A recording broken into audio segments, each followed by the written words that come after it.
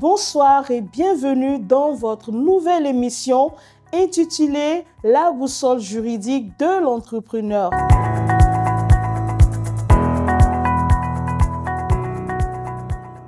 C'est une émission réservée aux entreprises qui souhaitent devenir des sociétés de croissance et non de subsistance.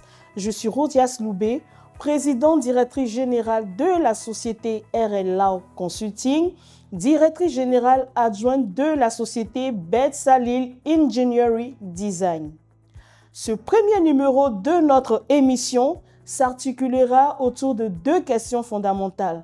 Qu'est-ce que la formalisation juridique d'une entreprise et pourquoi constituer mon entreprise en société? Tu es un chef d'entreprise, tu veux le savoir, ça t'intéresse, alors reste avec nous. Alors, tu te poses certainement la question de savoir en quoi est-ce que la formalisation juridique de ton entreprise est bénéfique pour ton business ou capital pour ton activité. Voyons le cas de Marlène. Marlène est une femme entrepreneur qui exerce dans la fabrication de jus et de recettes à base de fleurs d'hibiscus. La fleur d'hibiscus est communément appelée chez nous en Afrique le bissap. Alors Marlène assure également le service traiteur auprès des particuliers, des sociétés et elle est de plus en plus sollicitée. Elle reçoit plusieurs commandes. Dans l'évolution de ses business, Marlène tient une petite boutique pour la promotion de ses produits. Elle est contactée par une grande société de distribution très intéressée par ses produits. Sauf que Marlène se trouve bloquée car elle n'arrive pas à répondre aux exigences de cette société de distribution. Car cette société requiert la preuve de son existence juridique, mais aussi la reconnaissance auprès de son État pour garantir ses investissements dans le business de Marlène. Que doit faire Marlène? Elle se pose cette question parce qu'elle ne veut pas rater ce gros marché.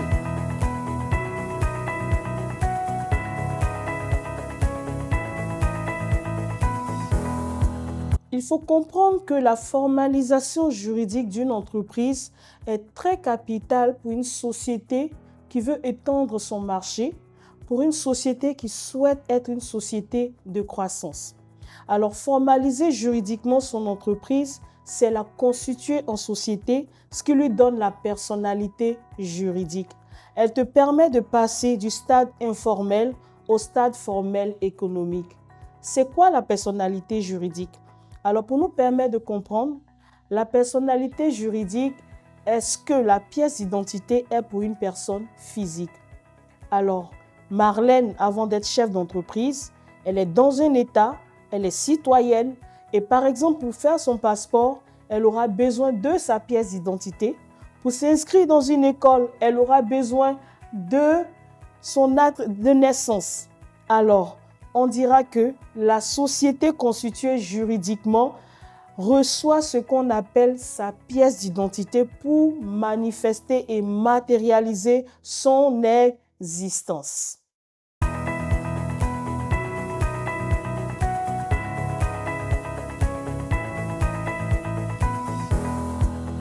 Force est de constater aujourd'hui que bon nombre de personnes, dont certaines s'identifiant aux entrepreneurs, ont une mauvaise appréciation de la notion de l'entrepreneuriat.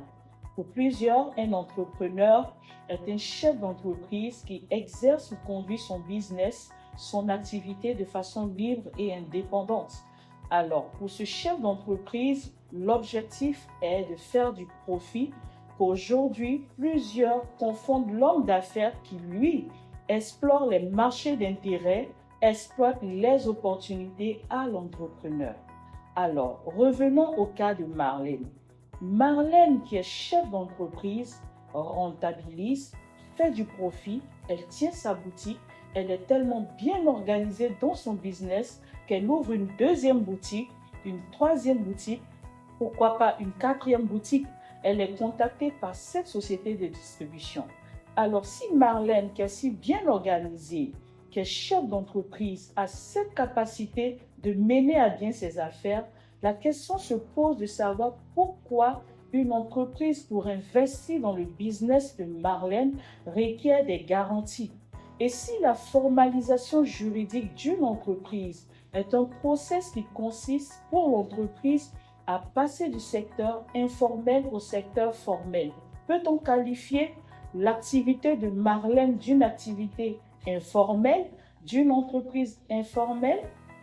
Il faut noter que, contrairement à l'idée reçue de nos jours, selon laquelle le secteur informel s'attribue aux petits métiers, savoir les cordonniers, cette femme qui tient son commerce dans un marché, cette femme qui tient son salon de coiffure, cette femme qui a son magasin de vente de vêtements, l'on peut dire que l'entreprise informelle, contrairement à tout ça, est une entreprise qui n'est pas réglementée par l'État, qui échappe aux règles fiscales, mais aussi ne bénéficie pas de la protection sociale.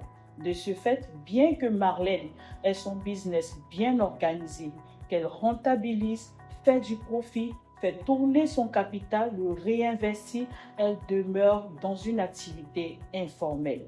C'est donc à juste titre que la boussole juridique vient pour encourager la médiation, vient pour encourager cette période intermédiaire qui permet à l'entreprise informelle de passer à une entreprise formelle.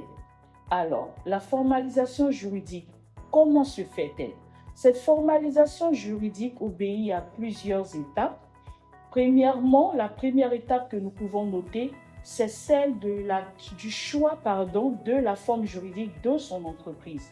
Dans le choix de la forme juridique de l'entreprise, il dépend de cette question, la rentabilité, c'est-à-dire votre chiffre d'affaires, la clientèle cible, et également l'objet de vos activités. Alors, concernant la forme juridique de l'entreprise, on a l'entreprise individuelle, on a le statut de l'entrepreneur et également la forme juridique qui permet de se constituer en société, c'est-à-dire une SARL, une SA, une SAS et j'en passe. Donc, nous verrons dans nos prochains numéros une définition plus explicite de ces différentes formes juridiques de formalisation d'une entreprise. Le deuxième élément fondamental, la deuxième étape pour formaliser son entreprise juridiquement, il s'agit de l'immatriculation de sa société. Alors, cette immatriculation dépend du statut juridique que vous choisissez, selon que vous vous constituez en entreprise individuelle, selon que vous vous définissez dans un statut d'entrepreneur ou que vous vous constituez en société. Il faut aussi noter que chaque État a également ses formalités, ses instances compétentes pour l'immatriculation de votre entreprise. De ce fait, l'immatriculation de l'entreprise devient, comme nous l'avons expliqué au départ, la pièce d'identité de votre entreprise. Donc, elle permet à votre entreprise d'exister juridiquement. Elle vous donne cette reconnaissance qui stabilise vos activités. Et le dernier élément clé de la formalisation juridique d'une entreprise est la déclaration fiscale.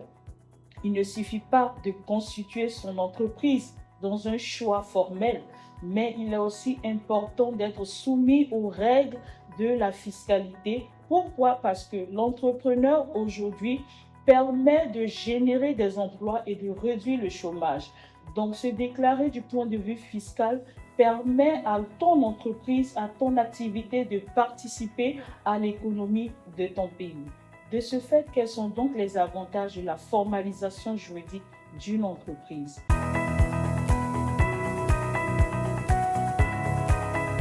Le premier avantage que nous pouvons noter, c'est le fait que l'entreprise formalisée bénéficie d'une existence légale. Deuxième avantage, une reconnaissance étatique. Troisième avantage, un accès au financement bancaire et aux services de développement mis en place par l'État pour accompagner les entrepreneurs. Un autre avantage que nous pouvons noter est celui de la crédibilité et d'une meilleure visibilité. ce qui a d'ailleurs manqué à Marlène. Alors, formaliser juridiquement son entreprise permet de garantir les partenariats et les sollicitations d'investissement. Un dernier avantage que nous pouvons noter est aussi la protection juridique. La protection juridique permet non seulement de régulariser et régler les relations concernant la gestion de l'entreprise, mais aussi des rapports entre les associés et également régler tout ce qui peut relever des litiges. Ainsi donc, s'achève notre premier numéro sur la formalisation juridique d'une entreprise et nous nous disons à bientôt pour le prochain numéro.